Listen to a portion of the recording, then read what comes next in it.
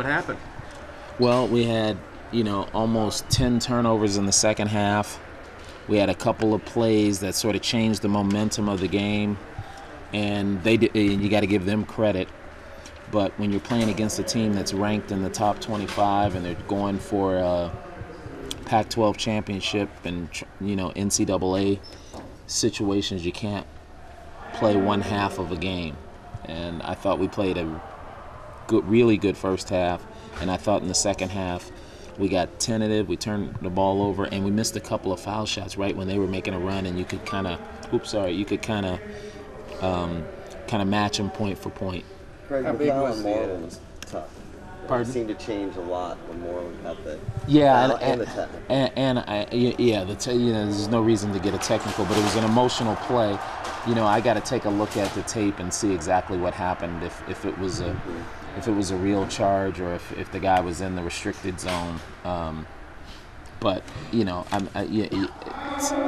can't get caught up in the emotion of the game and get a technical, and he knows that. So I don't have to really dig in on him on that. He knows that now, and he feels horrible about it. Greg, did you feel like the officiating kind of disrupted the flow of the game for both teams? Well, I don't want to get myself in trouble, but if you saw it that way, maybe it is. I got to look at the tape. I can't really talk about the officiating. I guess that's really like talking about the officiating, though. So. Can you talk about the player Roberto Nelson, the way he came out? Yeah, I thought he played a very composed game, given the fact that he was scoring a lot of points. He played within himself. He was helping other people, even though he was scoring points. He didn't force any shots, I thought. I thought he did a good job managing the game, and we need a game like that. We need games like that from him more regularly. Coach, with 9:30 to play. Anything specific to slow him down in the second half, or what happened? They tried to. I think it was more our tentative play than it was them slowing him down. I thought he still managed to help the team, and that's the thing about a guy like Roberto. He can help you scoring, but he can help you doing other stuff. Coach, with 9:30 to play, Moreland had 4 fouls, Burton had 4 fouls, and Collier had 3. How did you manage the game at that point? Well, we were trying to sort of offense, defense, try and put them in situations on when they were in on defense where they couldn't pick up another foul, but it's too hard to manage the game that way when those 3 guys are in foul trouble. So, but again, I don't want to blame the officiating on this, because you have to be able to play when the game is physical. How do you feel like your team managed the emotions of the game? It kind of went back and forth with momentum. I thought we did very well up until the point where we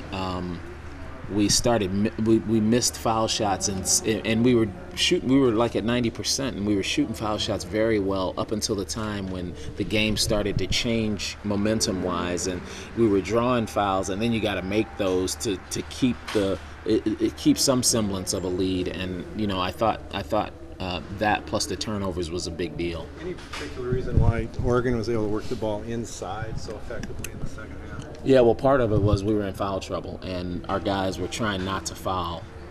And strategically, you look at how the fouls are called, which is what I'll do, and it just seemed like our key guys were in foul trouble, especially the front court guys. So we had to.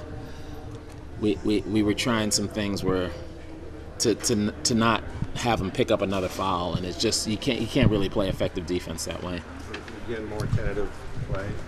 Yeah, I thought well, on defense we had to be tentative. I thought on offense we were okay until we started. We really turned the ball over and gave them some extra opportunities. I thought throughout the game our transition D was good.